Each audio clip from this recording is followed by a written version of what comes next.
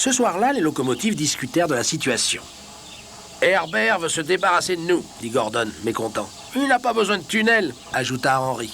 Ne vous inquiétez pas, il ne fait que compter les moutons, dit Pierre. Compter les moutons, pas, grogna Gordon.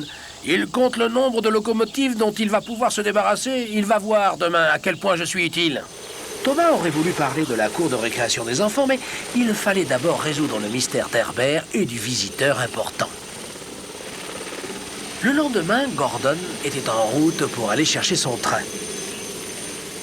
« On va lui montrer à cet hélicoptère à quelle vitesse on peut rouler », lui dit son mécanicien. Mais comme ils regardaient Herbert, ils manquèrent un signal et se trompèrent de ligne. Gordon fonçait tout droit vers les ennuis. Devant eux se trouvait un tunnel en réparation. Son mécanicien lâcha la vapeur et freina à fond.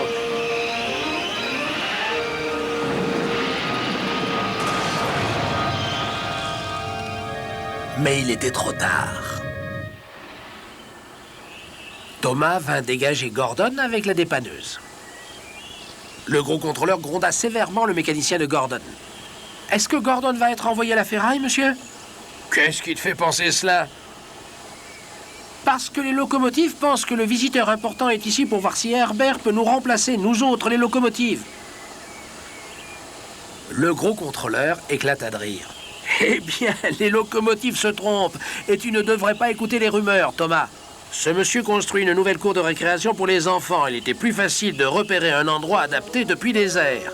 Et en plus, dit le visiteur important, le sable de ce tunnel sera parfait pour la cour de récréation. »